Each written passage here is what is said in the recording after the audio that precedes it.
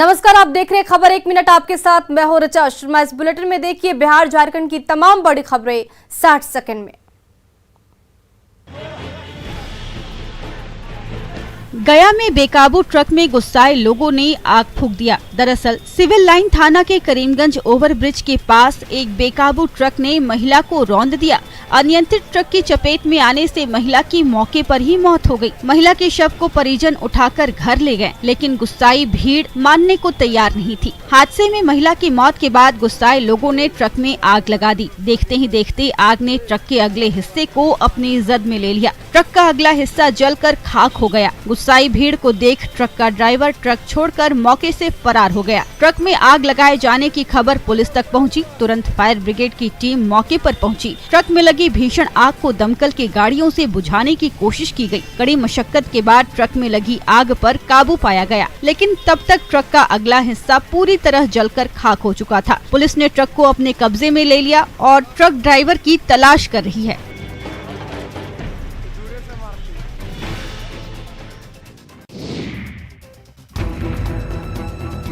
शिक्षकों की जिम्मेदारी होती है बच्चों को अच्छी शिक्षा दें। शिक्षकों का कर्तव्य होता है कि बच्चों को अच्छे संस्कार दें, लेकिन खगड़िया के एक सरकारी शिक्षक अपनी जिम्मेदारियों और कर्तव्यों को भूलकर कुछ ऐसा कर रहे हैं जिससे गांव वाले नाराज हैं। दरअसल जब से बेलदौर प्रखंड के एक शिक्षक का ग्रामीणों के साथ गांजा पीते हुए वीडियो वायरल हुआ है, गांव के लोग आरोपी शिक्षक के खिलाफ हो गए हैं। स्कूलों में नशा से दूर रहने की संस्कार जिन्हें देना था, वे खुद ही गांजा पीते हुए पकड़े गए।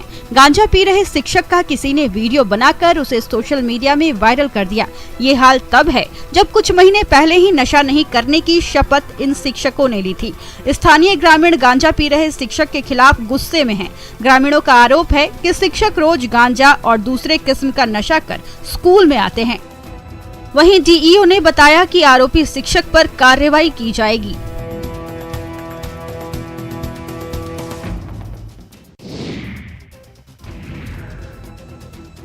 छपरा में आपराधिक वारदातों में तेजी आई है। आए दिन चोरी, लूट और हत्या की घटनाएं हो रही है। एक बार फिर इसवापुर थाना क्षेत्र के मुड़वा गांव में युवक की हत्या से इलाके में सनसनी फैल गई है। पीड़ित परिजनों की माने तो घर से बुलाकर अपराधियों ने युवक की हत्या कर दी है। युवक की हत्या के बाद शव को सुनसान इलाके में फेंक दिया गया। खेत में पड़े शव पर जैसे ही गांव के लोगों की नजर पड़ी, इलाके में सनसनी फैल गई। मौके पर आसपास के गांव के लोगों की भी भीड़ जुट गई। शव मिलने की खबर परिवार वालों को दी गई। युवक की हत्या से इलाके के लोग कानून व्यवस्था पर सवाल उठा रहे हैं। इधर वारदात की खबर इसवापुर थाने को भी मिली, जिसके बाद पुलिस भी मौके पर पहुंची और शव को पोस्टमार्टम के लिए भेज दिया है। पुलिस ने फिलहाल अपनी जांच शुरू कर दी है। पुलिस ने ग्रामीणों को आश्वासन दिया है कि हत्या की इस वारदात में जो भी दोषी होंगे उन पर हर हाल में कार्रवाई की जाएगी।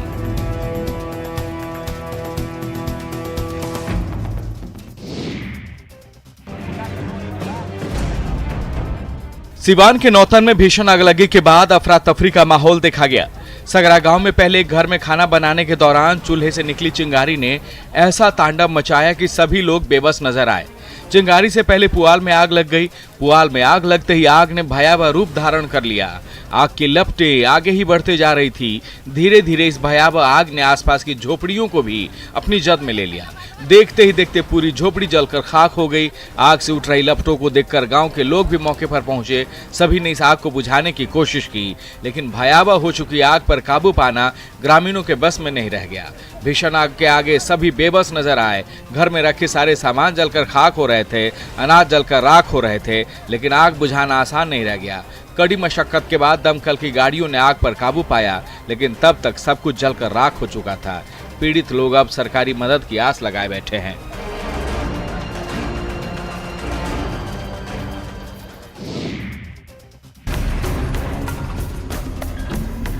किशनगंज से सटे पश्चिम बंगाल के सीमावर्ती इलाकों में 3 ऑस्ट्रेलियाई कंगारू मिले हैं। हालांकि डिहाइड्रेशन की वजह से एक कंगारू की मौत हो गई, जबकि 2 कंगारू को बचा लिया गया है। पश्चिम बंगाल में लगातार 3 कंगारू मिलने से किशनगंज वन विभाग भी सतर्क हो गया है। पश्चिम बंगाल के जलपाईगुड़ी जिले के विभिन्न हिस्सों में फिर से 3 कंगारू मिले हैं। गश्ती करने के दौरान वन विभाग के कर्मचारियों को ये कंगारू मिले हैं। वन अधिकारी इस बात से हैरान और परेशान है कि ऑस्ट्रेलिया और न्यू गिनी के रहने वाले ये कंगारू अपने प्राकृतिक आवास से हजारों किलोमीटर दूर पश्चिम बंगाल के जलपाईगुड़ी जिले में पहुँचे कैसे। वन विभाग के अधिकारियों की माने तो रेस्क्यू किए गए कंगारुओं के शरीर पर गंभीर चोटों के निशान मिले हैं, जिसके बाद कंगारुओं को इलाज के लिए बंगाल सफारी पार्क लाया गया है। वहीं कंगारू की तस्करी करने वाले तस्कर मौके से फरार हो गए। बता दें कि पश्चिम बंगाल में मार्च महीने में भी कंगारू मिले थे।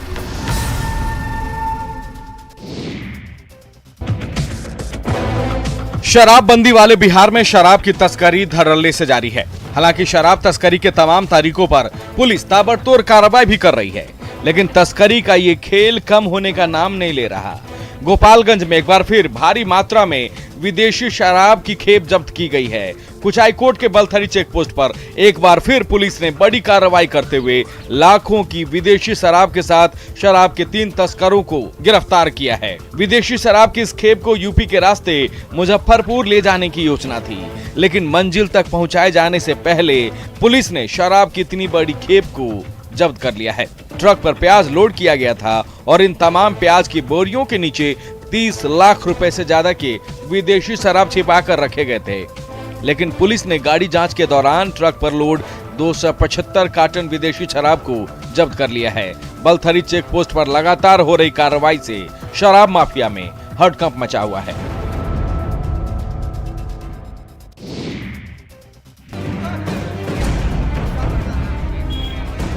गोड्डा में चोरों के आतंक से लोग परेशान हैं। रात के अंधेरे के साथ साथ अब ये चोर दिन दहाड़े भी घर में घुसकर सामानों की चोरी कर रहे हैं।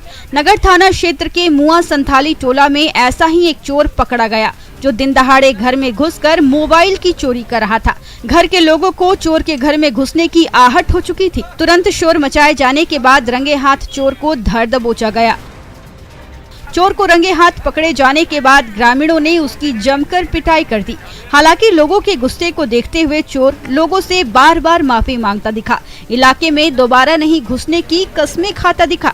लेकिन इस चोर की तलाश इलाके के लोगों को पहले से ही थी। लोगों का आरोप है कि कई बार पहले भी ये चोरी की कई बड़ी वारदातों को अंजाम दे चुका है। चोर की पिटाई करने के बाद लोगों ने मौके पर पुलिस को बुला लिया। पुलिस भी तुरंत मौके पर पहुंची और आरोपी चोर को गिरफ्तार कर साथ ले गई। चोर की गिरफ्तारी से इलाके के लोगों ने राहत की सांस ली है।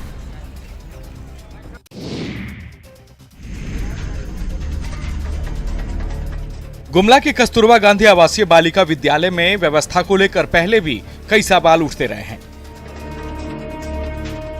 इस बार कस्तूरबा विद्यालय में सवाल खाने को लेकर उठा है, जिसे खाने के बाद स्कूल की कई छात्राएं बीमार हो गई हैं। दरअसल कस्तूरबा गांधी स्कूल में कई छात्राएं फूड पॉइजनिंग की शिकार हो गई हैं। स्कूल में खाना खाने के बाद इन छात्राओं की तबीयत बिगड़ गई। फूड पॉइजनिंग की शिकार छात्राओं में 3 की हालत गंभीर है। इनके अलावा भी स्कूल की कई छात्राएं भी फूड पॉइजनिंग की शिकार हुई हैं, जो बुखार और अन्य समस्याओं से पीड़ित हैं, जिनका स्कूल में ही इलाज किया जा रहा है। घटना की सूचना पर गुमला थाना प्रभारी पुलिस की टीम के साथ सदर अस्पताल पहुंचे और मामले की जानकारी ली। इसके बाद अधिकारियों की टीम कस्तूरबा गांधी स्कूल गई, जहां छात्राओं से मुलाकात की। वहीं छात्राओं ने कहा कि समय पर खाना नहीं मिलता है। पहले भी कई छात्राओं की तबीयत यहां खराब हो चुकी है। वहीं मौके पर पहुंचे अधिकारियों ने कहा कि पूरे मामले की जांच की जाएगी।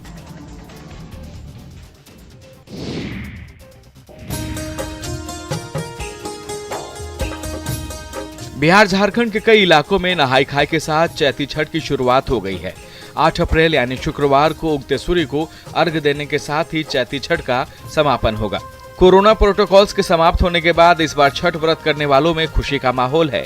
पटना, बेगूसराय के कई इलाकों में चैती छठ को लेकर उत्साह है। नहाई खाई के दिन जलाशयों पर छठ व्रतियों ने स्नान कर आस्था के इस पर्व की शुरुआत की। चैती छठ में भी उन्हीं सभी नियमों का पालन होता है जो कार्तिक में मनाए जाने वाले छठ में होता है। नहाई खाई के साथ इस पर्व की शुरुआत हो गई है। 6 अप्रैल को खरना के दिन खीर रोटी का भोग लगेगा। 7 अप्रैल को डूबते सूर्य को अर्घ और 8 अप्रैल को उगते सूर्य को अर्घ दिया जाएगा। इस महीने का पर्व काफी मुश्किल रहता है। व्रती करीब 2 दिन बिना पानी के रहती हैं। अप्रैल के इसी महीने में इस तरह का तप भगवान भास्कर की कृपा से ही पार लगता है। चैती छठ से भगवान भास्कर सारे कष्ट दूर करते हैं।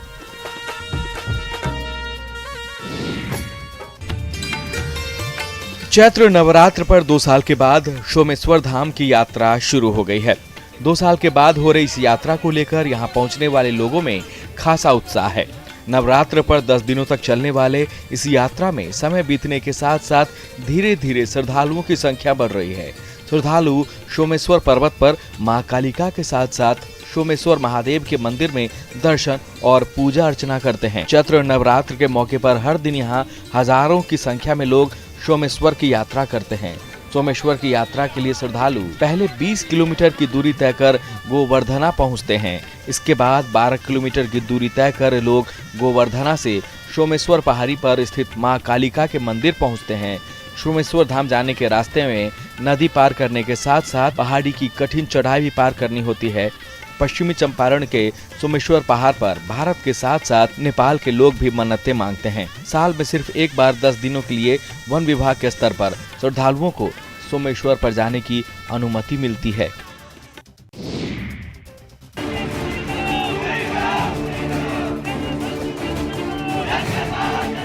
सासाराम, शेखपुरा के साथ साथ कई शहरों में सेना में भर्ती होने की तैयारी कर रहे युवाओं ने प्रदर्शन किया। आर्मी में भर्ती होने की चाह रखने वाले युवाओं ने सासाराम के पोस्ट ऑफिस चौराहा को जाम कर दिया। इनका कहना है कि पिछले 2 सालों से सेना की भर्ती की परीक्षा नहीं ली गई है। इसके अलावा 2 साल पहले ली गई भर्ती परीक्षा का नतीजा तक नहीं आया है। ऐसी स्थिति में 2 सालों से वे लोग सिर्फ तैयारियां कर रहे हैं, लेकिन कहीं भी बहाली नहीं हो रही है। अभ्यर्थियों का कहना है कि फिजिकल की तैयारी करते करते उनकी उम्र बीत रही है, लेकिन बहाली नहीं हो पा रही। प्रदर्शन कर रहे युवाओं ने आर्मी भर्ती की परीक्षा में उम्र में छूट देने की भी मांग की है। इधर शेखपुरा में सेना में शामिल होने की तैयारी कर रहे युवाओं का गुस्सा दिखा। सेना भर्ती के लिए बहाली नहीं होने से युवा नाराज दिखे। युवाओं ने जल्द परीक्षा आयोजित करने और सेना भर्ती में निर्धारित उम्र सीमा को बढ़ाने की मांग की है। युवाओं का कहना है कि फिजिकल प्रैक्टिस लगातार कर रहे हैं, लेकिन परीक्षा आयोजित नहीं की जा रही है।